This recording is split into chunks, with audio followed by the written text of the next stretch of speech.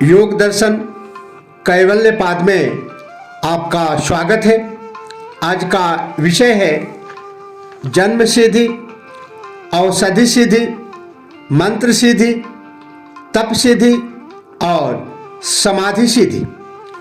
योग दर्शन कैवल्य पाद पातंजल योग सूत्र 1 में महर्षि पतंजलि बताते हैं, जन्म औषधि मंत्र तपः समाधि जा सिद्धयः।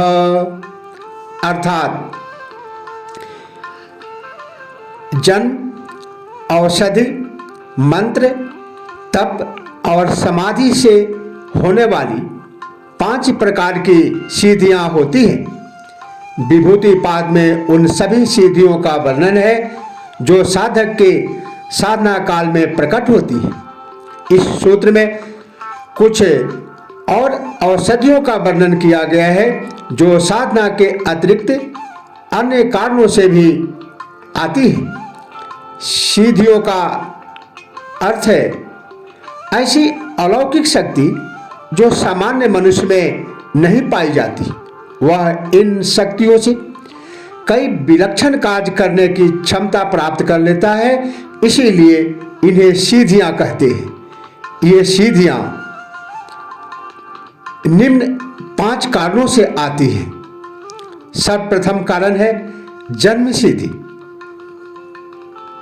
सामान्य व्यक्ति साधना करके सिद्धियां प्राप्त करते हैं, किंतु जो साधक सिद्धियां प्राप्त करते हुए सभी समाधि तक पहुंचकर निर्बीज समाधि उपलब्ध होने से पूर्व ही यदि उसका शरीरांत हो जाता है तो उनका एक जन्म और लेना पड़ता है, जिसमें वे पूर्व जन्म में प्राप्त सभी सिद्धियों से जन्म से ही संपन्न होते हैं।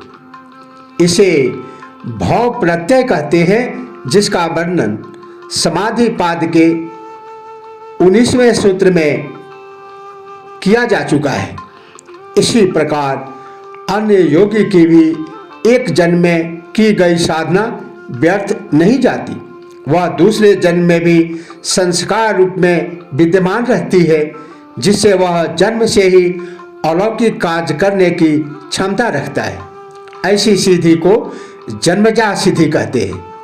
ऐसा योगी पूर्व जन्म की अपूर्ण साधना को पूरा करने हेतु ही जन्म लेता है, जिसे योग भ्रष्ट अथवा भ्रष्ट योगी कहते हैं।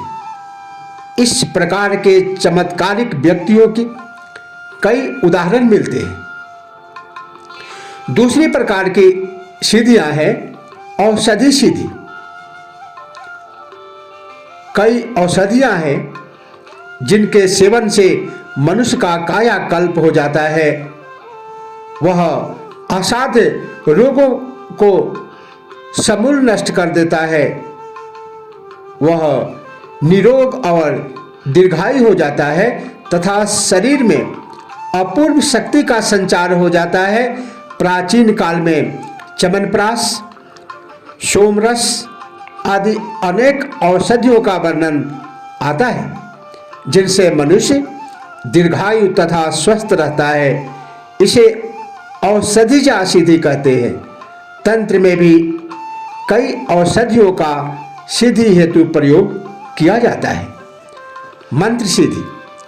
किसी भी मंत्र के निरंतर जाप करने तथा विधिवत अनुष्ठान करने से मन की शक्ति केंद्रित हो जाती है। इस शक्ति के केंद्रीयकरण से ही साधक में अनेक सिद्धियां आ जाती है। जैसे उसकी वाचा सिद्धि हो जाती है, वो जो बोलता है हो जाता है। किसी होने वाली घटना का पूर्वाभास हो जाता है। झाड़ फूंक करने पर सर्प एवं बिच्छू आदि का विष उतारने, प्रेत बाधा दूर करने, अनिष्टकारी शक्तियों के प्रभाव को दूर करने, किसी के मन की बात को जान लेने आदि की भी शक्ति आ जाती है। तंत्र सिद्धि में मंत्रों का सर्वाधिक प्रयोग किया गया है। इस प्रकार की सिद्धि को मंत्र जा सिद्धि कहते हैं। चौथे प्रकार की सिद्धि है तप सिद्धि। जब स्वधर्म साधना तथा स्व कर्तव्य के निष्ठापूर्वक पालन करने में जो कष्ट आते हैं उन्हें सहर्ष स्वीकार करने से उसके शरीर के मलों का नाश हो जाता है तथा चित्त निर्मल हो जाता है, जिससे उसे अनेक सिद्धियां तथा अपूर्व साहस एवं आत्मबल प्राप्त हो जाता है। निजी स्वार्थों को छोड़ देने से उसे चारों ओर से सहायता उपलब्ध होने लगती है। उसके शरीर और वाणी में प्रभावकारी शक्ति उत्पन्न हो जाती है, जिससे वह विलक्षण कार्य कर सकता है। इसे तपजा सिद्धि कहते हैं। और पांचवा है समाधि सिद्धि। धारणा ध्यान समाधि। धारणा ध्यान समाधि द्वारा संयम करने से साधक को अपने शरीर, इंद्रियों तथा प्रकृति पर पूर्ण अधिकार हो जाता है, जिससे उसे अनेक प्रकार की सिद्धियां प्राप्त होती है, जिसका वर्णन विभूतिपाद में किया जा चुका है। इन्हें समाधिजा सिद्धि कहते हैं। इन्हीं पांचों प्रकार के विलक्षण सिद्धियों का महत्व को समझते हुए योग वेताओं के लिए अध्यात्म मार्ग पर अग्रसर होने वाले आध्यात्मिक बंधुओं के लिए महर्षि पतंजलि ने इसे जीवनोपयोगी समझकर अपने सर्वश्रेष्ठ ग्रंथ योग दर्शन के चौथे लेसन, चौथा पाद कैवल्य पाद में प्रथम सूत्र में ही इसका उल्लेख किया। जन्मौषधि मंत्र तपः समाधि जह सिद्धयः। आज इतना ही। शिष्य अन्य सूत्र में। तब तक के लिए ओम नमः शिवाय। जय श्री कृष्ण।